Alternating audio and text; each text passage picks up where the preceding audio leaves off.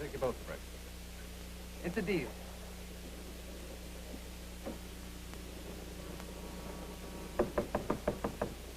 LMA? LMA? LMA, open the door. Oh, get the porter. What for? Never mind, just get him and hurry. LMA! LMA! Open the door!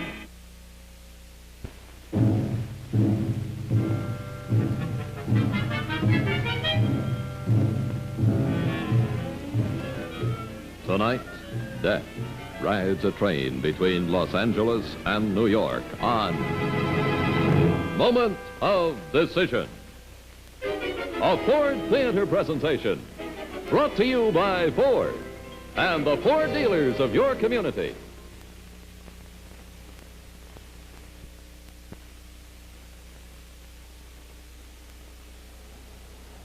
And now, a lesson in relaxed driving.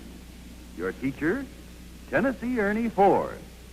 Well, and relax is what you do all right in a Ford with Ford-O-Matic drive. It's the one automatic transmission that really does all the work for you and still lets you call the signal.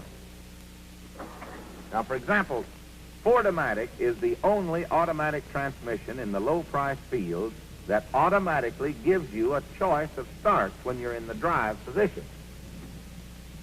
Now, when you just nudge the gas pedal, you get a smooth, normal start in intermediate gear. But if you want to get away in an extra hurry, just touch the floorboard with the gas pedal, and Ford-O-Matic automatically sends you off in low gear for maximum acceleration. Hey, that really scoots, doesn't it? When cruising along the open road, you can get an extra surge of power at speeds up to 60 miles an hour just by stomping down on the accelerator. It's the real boost that can come in mighty handy in an emergency. And it's a safety factor when you're passing on the highway. Ford-O-Matic offers you still another safety plus. When you head down a steep hill, just flip the selector to low. And the proper gear is automatically selected for smooth and effective braking. And only in Ford-O-Matic do you find such an efficient combination of both turbine and automatic gears for smooth and instant response. Only Ford-O-Matic offers you so many advantages for so little money. Better see your Ford dealer soon and try out one of his Ford-O-Matic Fords. Once you shift to Ford-O-Matic, you'll never shift again. That's right, Ernie, because Ford-O-Matic is automatically your best buy.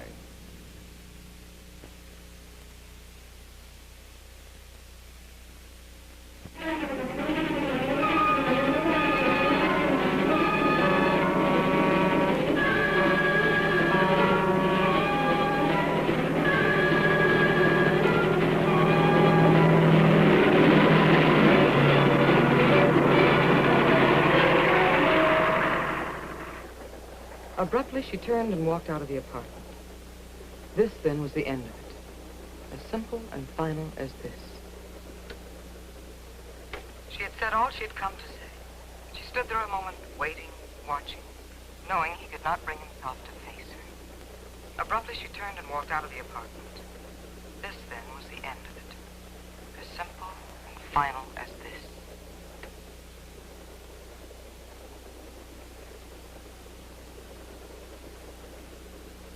Tag, let go of me. I'm warning you. I want to see that telegram, Marion. You won't. Your husband, I've got a right to see it. Let go. From him, isn't it? Tag, I'm not going to listen to your accusations. Well, if it's all so innocent, then show me the wire. Oh, stop it. You're obsessive. You're sick. Marion, one of these days, you're going to push me too far.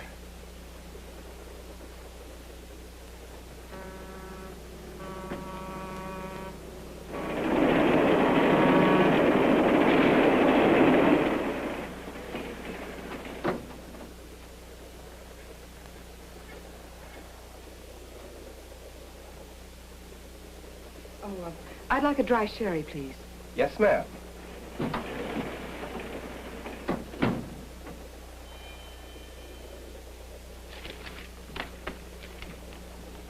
Oh, I'm sorry. Oh, that's all right.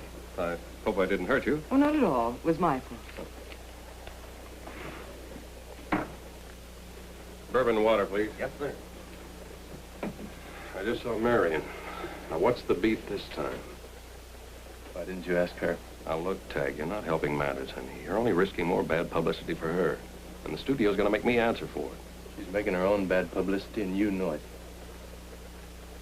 Why don't you apologize to her? Why don't you mind your own business?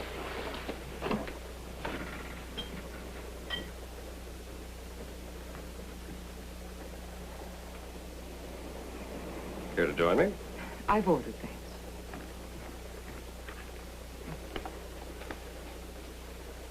Here. Thank you. My name's, Oliver. Grady Oliver. Your name's Dean, isn't it? Why must people have names embossed on gifts?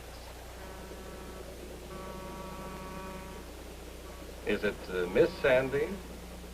Oh, what did you say? I asked if it was Miss Dean. No. It's Mrs. Sorry for being so inquisitive. Look, do you mind? I'm trying to finish something. Of course.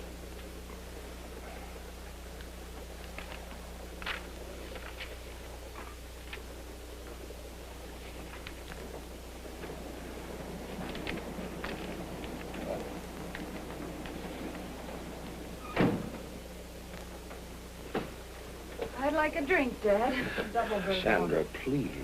Let's have dinner. I'd like a drink first, if you don't mind. No. Oh, I'm going back to my room. I'm not hungry. Oh.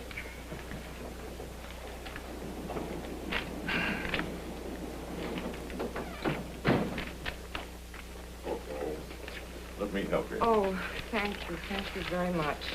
It'll rough that long here. Would you please send my drink down to drawing room B? Yes, ma'am. Thank you. Certainly.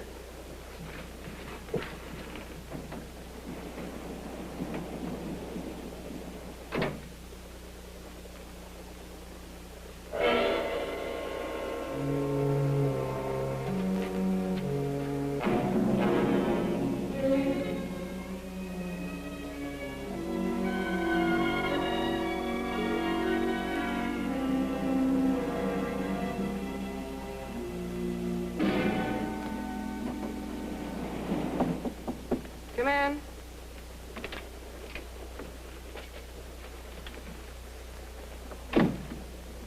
Miss Dean, are you missing any of your papers?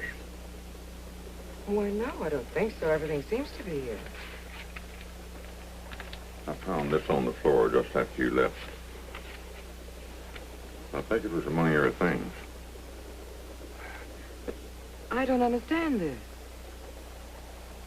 Surely you don't think I wrote it? Well, you being a writer, I thought it might have been something you wrote for one of your stories. But it isn't. I'd hate to have anything like that to happen in my train. Well, I don't think there's anything to it. I mean, after all, a person doesn't type a suicide note and then just leave it lying around on the floor. Strange things happen on trains. Anyhow, I'm going to wire our special agent in Albuquerque. And I'd appreciate it, Miss Dean, if you'd keep your eyes open. And let me know if you see anybody that looks like they're going to pull anything. All right, I'll do that. Thank you.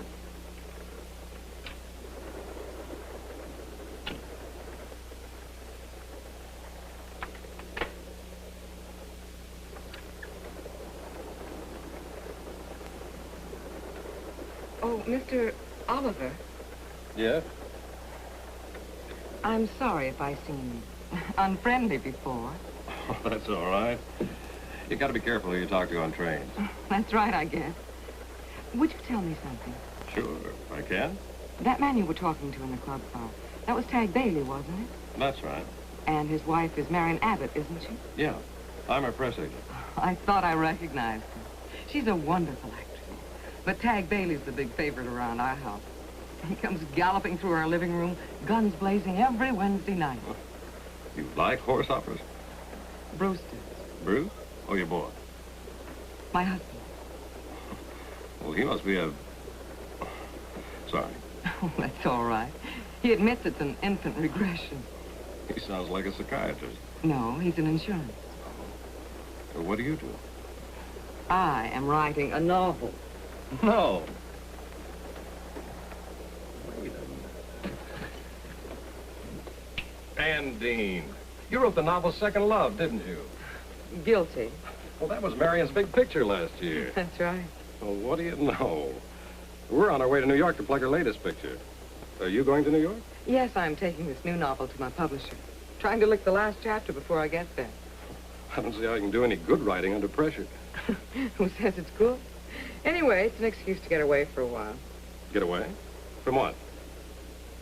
Well, writing is lonely. So is traveling. Well, I was just about to have dinner alone. Care to join me? All right.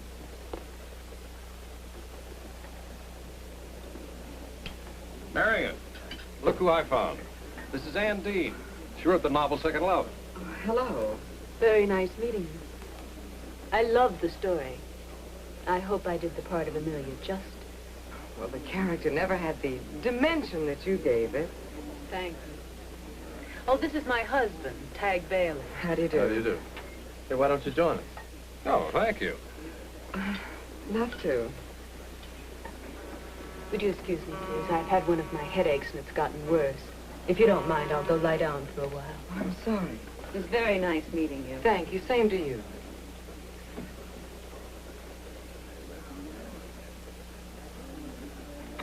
Tag, maybe you ought to see if there's something you can do, hmm?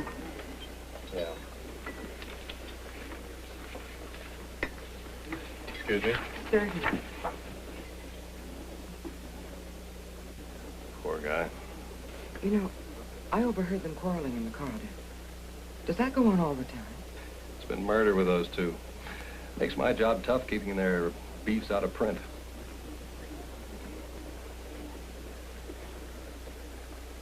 What's the matter? Oh, that girl. I noticed her before. She seems very depressed. You worry about everybody, don't you? No, not really. Being a writer, I usually find myself watching people, wondering what their lives are like, what they're thinking. Oh, look, if you have to worry about somebody, why don't you worry about me? You look like a man who's very much in control of his own destiny. Well, that's the impression I like to give. But I wasn't always a nursemaid to a self-absorbed movie star. I once had a business of my own. Pretty good ad agency. A wife, too. A son, he's 7. He's with her. I have a curious interest in people, too. I take you, for instance. Me? Mm-hmm. I have a hunch you're running away from something. Going to New York because, well, it's an excuse to run away. That's ridiculous. What would I be running from? Well, the insurance business is a pretty far cry from the glamorous world of a novelist. You're pretty imaginative yourself, aren't you? Maybe just perceptive.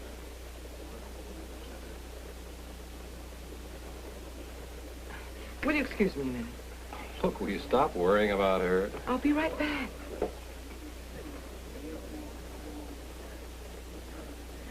Oh, excuse me. Hello.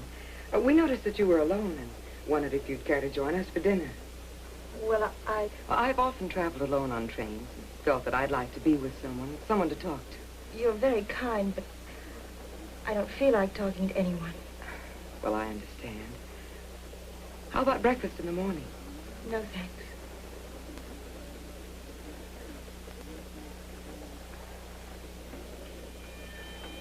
My name's Anne. What's yours? Ella May.